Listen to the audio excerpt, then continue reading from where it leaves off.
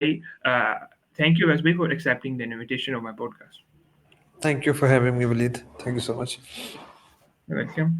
Uh, let's start from your introduction. Can you introduce to us and me and my viewers about yourself? Who Yeah, is sure. Awais Ahmed?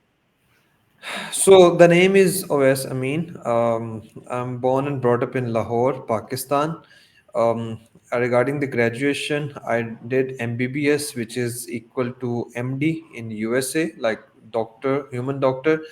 From there, I was always interested more into the e-commerce world, towards the digital world. Honestly speaking, because of the lack of opportunities we have in the job sector in Pakistan, that was one of the major reason.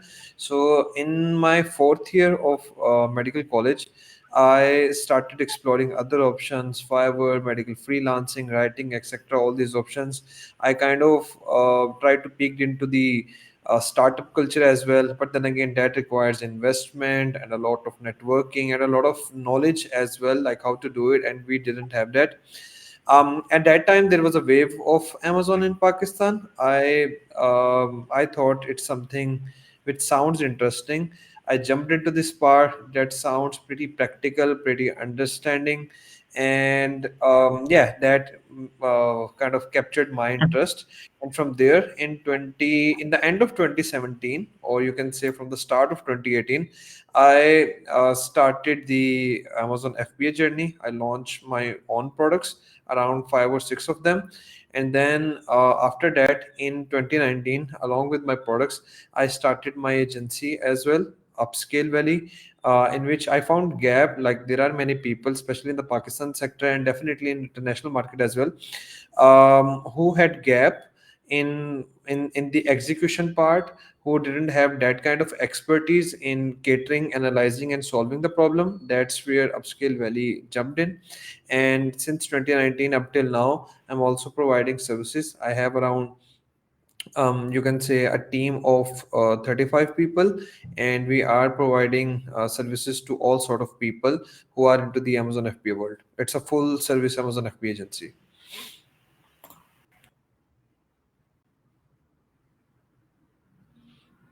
Okay, a bit of lag.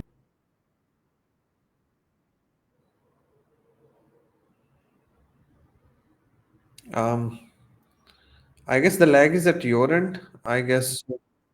Yeah, it's from your side. Okay, so let's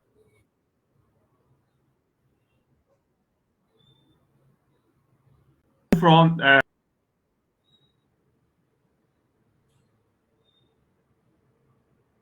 freelancer to the agency owner. um Lag. Really, there is lag on your end, I believe so. Okay, Yeah. continue. That I think now it's so maybe. Can you repeat the question, the next question?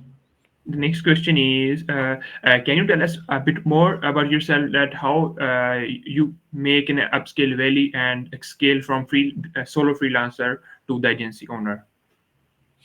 I kind of touched this part in the last question, but let me go a bit deeper into this question. When all this Amazon wave started in Pakistan, we all were aiming to sell on Amazon, nothing else. So there was no concept of providing services, at least in our region.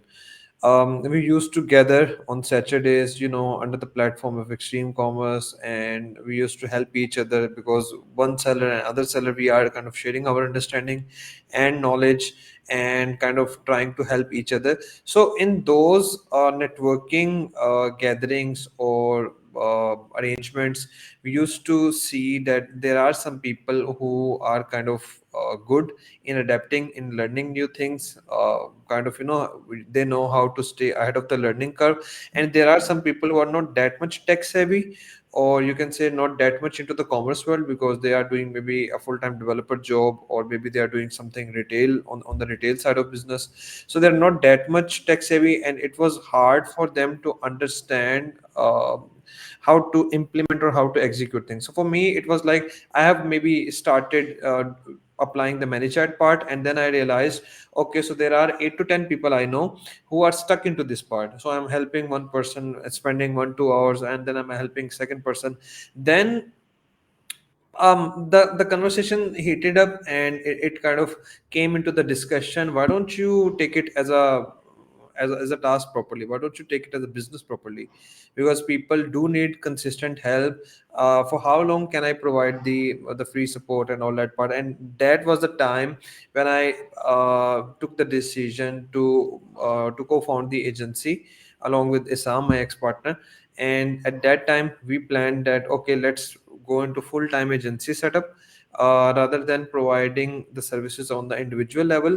From there onwards, like these last 4 years, that's a full roller coaster journey, um, regarding the operations, HR, SOP, how to do quality assurance, how to grab clients, how to pick client, which one to provide service and which to not, the HR setup and everything. So along with Amazon, I believe all those who are doing the agency, Amazon is one vertical, because you need to have more authority and expertise than your client to grab to grab the service business. That's the first part. The second part is to manage the agency. So that's a whole equally important science, like how you are supposed to run the operations, the HR, the marketing, the sales part, how you're supposed to manage your time, the learning part, R&D part, how you can stay ahead of the curve and everything. So yeah, it has been a very exciting journey in last 3 4 years. Very nice. And yeah, there are many skills, but what inspired you to specialize in Amazon FBA and digital marketing? I'm particularly specialized in Amazon FBA, and the reason for that is, like, I am one of those few people who are left in the market. I would say even in the international market, who still are able to start a project, um, from researching a product, like what product to launch on Amazon, till the stage where the product gets profitable. Like all the product research, its evaluation, its sourcing, the design selection part, then all the logistic element, how to do the development or improvement in the product, then launching and then stabilizing and then growing the account further. So this part particularly excites me. People are either going niche down, like catalog specialist, PPC specialist, DSP specialist, SEO specialist, or they are going a bit more broader. Like along with Amazon, we do provide Shopify. Now, Shopify is an altogether different science. The updates, the frequency of updates which are coming, it's pretty hard for you to become authority in both niches. You can't be in both one.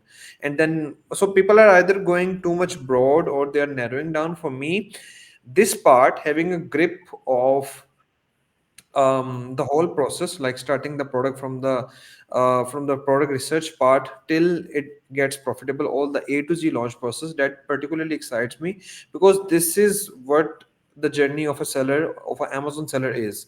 So I can kind of relate myself to them. The first part. The second part, I have experience of more than, right now you can say, 100 product at least, like which I've launched on Amazon for the clients.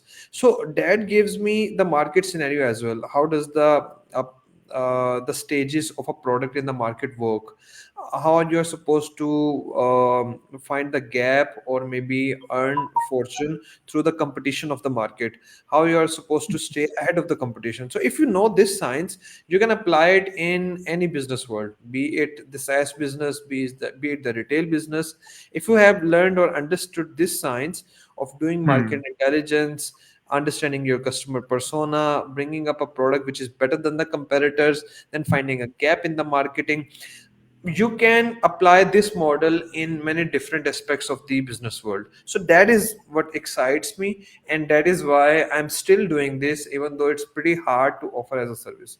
I mean, Yeah. still a good chunk of my services, like up to 70%, is niche based services. Like for example, SEO, or account management, or PPC management, or maybe catalog management. So 70% of my portfolio is also in these specific niches, or in these specific particular tasks.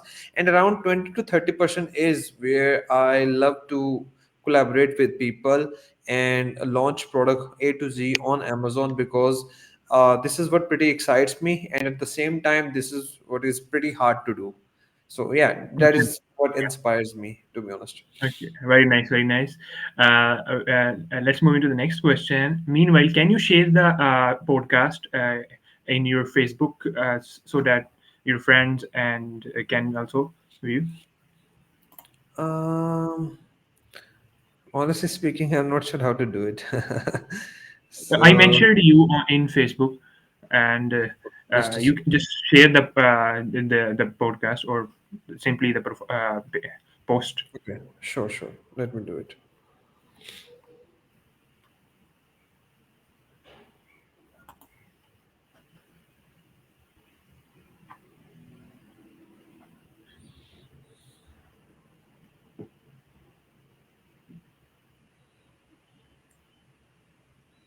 I guess I've done that. Can you confirm it?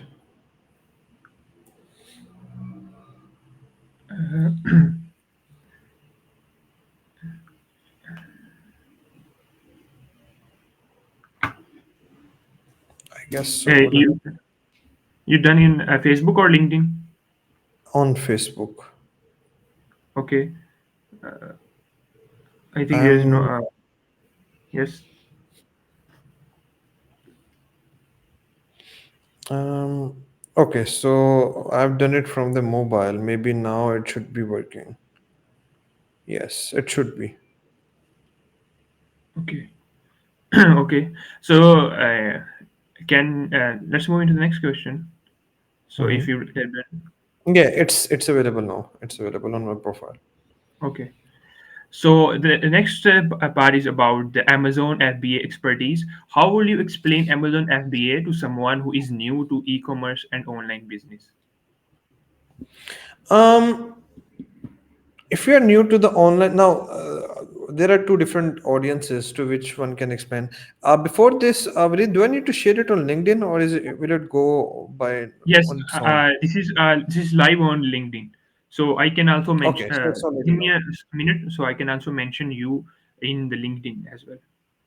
Yeah, meanwhile, let me give the answer here. So Okay. if we explain the Amazon FBA to anyone who is in the business side, that's a different perspective, and who is doing the job, that's a different perspective. So let me cater this answer in both different perspective. Let's say you are someone who is doing job and who has planned to shift into the business because you have that kind of entrepreneurial itch in you.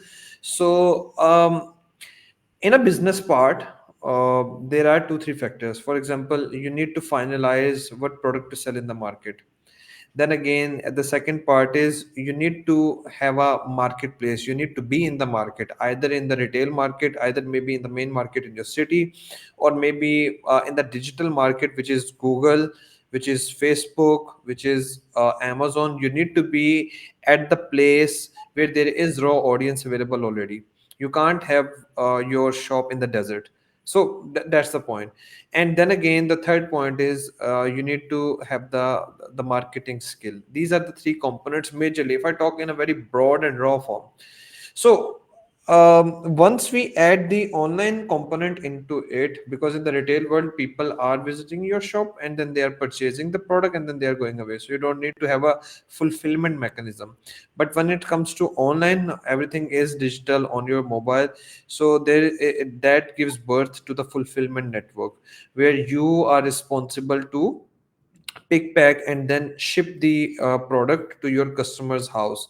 So that's an additional component once you're doing the online part. Why Amazon FBA is kind of more lucrative than other option, I won't say it's the easiest one, that would be lie, but it's the most lucrative one to me, and let me give you the reason why is it that. First thing is, when you're starting your own business, maybe on Shopify, there's a good learning curve, like how to set up the store, do the market intelligence, research your competitors, then learn the marketing side, which is maybe Google Ads, Facebook Ads, or the content marketing. Be more active on the social media platforms, then try to do research about the fulfillment options. Try to talk about the 3PL warehouse people, or maybe UPS, or maybe FedEx, whatever are the logistic services in your area. You have to talk to all of these people, understand their terms, understand what are their charges, and a lot of learning curve related to this. But when you plan to do a product launch on Amazon, things do become simple. First thing, Amazon is capturing 50% of the e-commerce share in the US market, and a decent chunk in Europe, in UK, in Australia, and a couple of smaller market as well. So you get the raw audience. You are into the marketplace, so it won't be like, you are selling anything on your own. So uh, that's kind of bad at one side and a good at other side. Why it's good? Because you get the idea of market intelligence. You get the idea of what my competitors are offering. You become more competitive. Once you see the competition, that kind of polishes you in one way. So you get an idea how my competitors are offering, what kind of differentiation do I need to add to survive into the market. So that polish you as a seller. And then the third part is, you don't need to have a big learning curve of understanding the Facebook ads, the Google ads, etc. Amazon PPC is the simplest one, I believe, as compared to ads on any other platform. So you just need to target what keywords people are searching to purchase your product, and you need to target those in the PPC. That's for the simpler understanding. Definitely, there's a whole deep science into every component of it, but that is kind of that comes at the second, third, or maybe fourth stage. For now, this is what makes it pretty easier. Every option is in one platform, and the most lucrative part is you don't need to have products in your own house, in your warehouse. You don't need to pay for or talk to any third party logistic company, and you don't need to face any kind of issues of their delay in delivery, shipment, or any such kind of issue. Amazon is going to handle all these parts. So my opinion is, now there are two mindsets. If you're looking for an easy approach, I would say no, Amazon is not easy. Go for Shopify, go for an Instagram page, do influencer marketing, sell your product. That's the easiest to start. But if you want to be into the top market where you have the most potential to earn, that is Amazon, definitely. So once you Hmm. crack the code on the Amazon market, every other platform becomes pretty easy for you to scale. And that is what makes it a bit different. It's the most competitive one, but it's the most rewarding one, and it's the easiest to start on, because Okay. a lot of components Amazon is handling on its own, like the logistic, like the advertising part, like the standardization of your landing page. You don't need to hire a landing page developer or maybe a tool or anything. So it's like 10 tools on the one side and Amazon on the other side, which is providing all 10 options all together for you. So it's pretty Hmm. easy to get a hands-on experience in the beginning of your journey. Okay, very nice. Before moving into the next question, Westby, can you reduce your resolution to 480 if it's 720, because there's little bit lag in your video, not very much, but there's a little bit lag. So can you please check in the settings section, or and Yeah, and I've the done it. camera part? I've Okay. done it. Okay, and also check the LinkedIn, because I mentioned you in the LinkedIn, and recheck, and also check the Facebook, because I don't see any podcast in your profile. I think it's not shared. Uh, On the Facebook, it's available on my profile. I've checked it. so there is an issue from my side, I think. Yeah, So yeah, I can check it on my profile. okay. Uh, so the next question: what are the key benefits that brands can experience by utilizing Amazon FBA? Um, the major benefit is is their audience. Now, then again, this answer will have definitely two perspective. First perspective is from the point of view of that brand that have an existence in the market already, maybe through social media, maybe through influencer marketing, maybe through the retail world, through distributors. So for those kind of brands, the benefit of Amazon FBA is around 50% of the audience which purchase through the e-commerce or online platform, they check the products on Amazon. So so Amazon do have the eyeballs of those customers. So it's like a demand, capturing platform. Like if you are available on Amazon, there are many people who do check a product, maybe any product you name, maybe a tissue paper, maybe a water bottle, maybe a set of glass, maybe a cup of tea, anything. All these products, people do check out the different designs, options, and prices on Amazon. So Amazon does have the eyeballs. So if you are a brand which has a good presence on maybe Instagram only, or Pinterest only, or only on their website, or maybe only in the retail world, having a presence on Amazon will either increase your sale, because people will kind of get a element of familiarity when they're going to see your brand on Amazon. I've seen this somewhere. Okay, so it's also available on Amazon. That's interesting. I'm familiar with this brand. Let's purchase it. Or people are going to get more attention. Like, let's say, even if someone doesn't know about your brand, they may get excited, and once they're going to see your presence on social media platform later on, then that's going to be a touch point, a second or third touch point, and that will definitely increase your conversion. So just a case study for this, last year we put a brand which had a decent presence in the retail market, but was even not available on Amazon platform. So we created, like, the brand had 2000 SKUs, but that brand was not available on Amazon. We set up the listings, we did all the legwork, and then there were many distributors who identified the opportunity that, okay, now this brand is also available on Amazon, and they started listing the product as well, because the brand had deep footing or deep roots in the retail world. And you won't believe me, this year that brand is going to have $37 million per annum sale, like $3 million Mhm. per month. That's the Right. that's the additional income, that's the additional potential which you can capture. And if a Hmm. brand is kind of at the beginner level, that's it, then I would say Amazon platform, Amazon FBA will help you to polish or nurture your components, like your product, or your understanding of your customer persona, or your marketing skill, how you can improve your product than your competitors.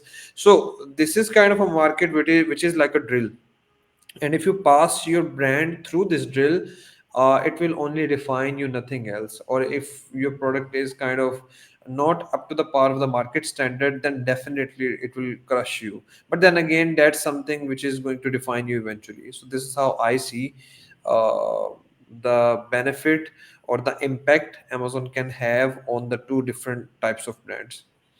Mhm. Okay.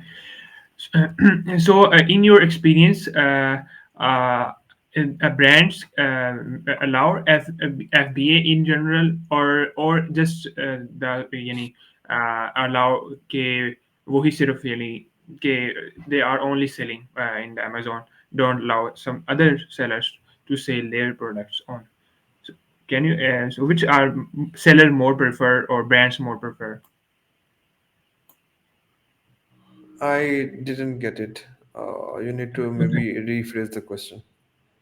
Okay, no problem. Let's move into the next question. And in the competition landscape of e-commerce, how crucial is digital marketing for brands on Amazon? It's kind of compulsory for now, honestly speaking, because every other competitor is doing it.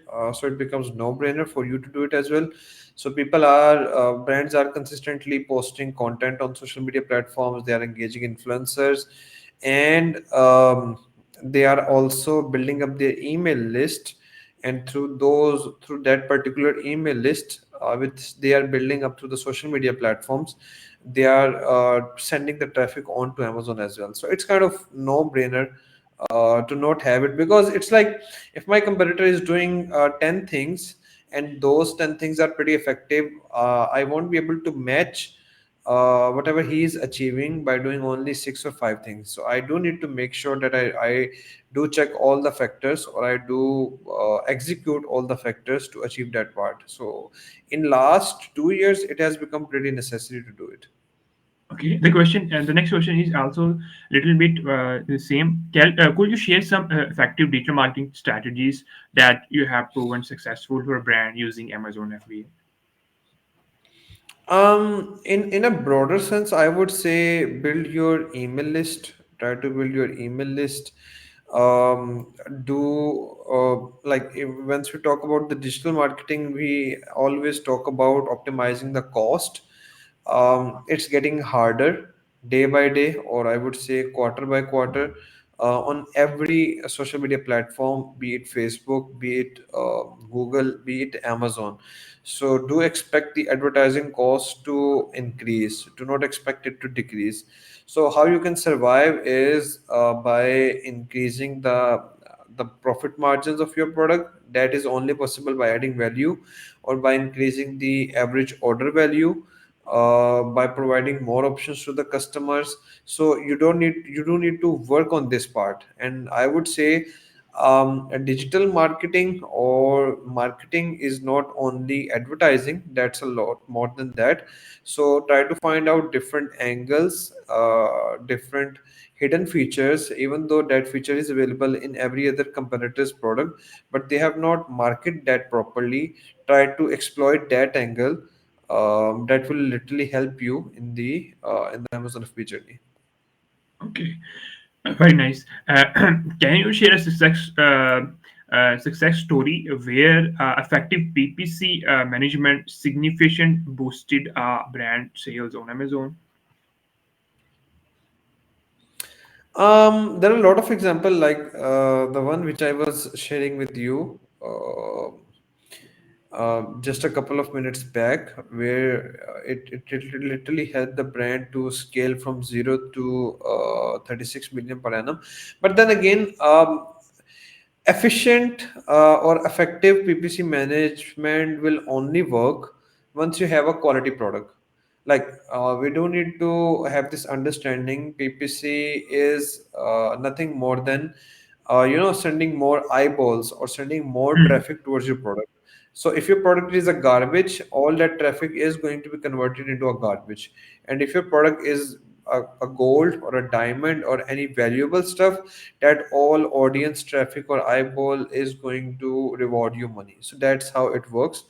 Mhm. Definitely, there are many people who have a good quality product, but then again, they do not have a grip on the PPC, and that's where they fail to make money, even though they still their product is pretty awesome and that still has a good decent potential. So I would suggest that uh,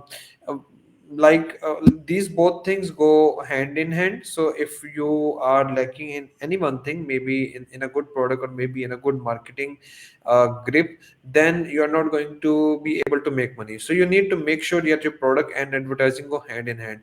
And for this, there's a lot of content available, or there are a lot of quality service providers available in the market who are providing the PPC management part.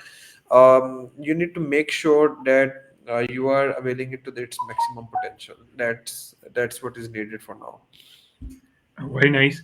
And can you give us more tips about the product selection and which product is a good product in your perspective?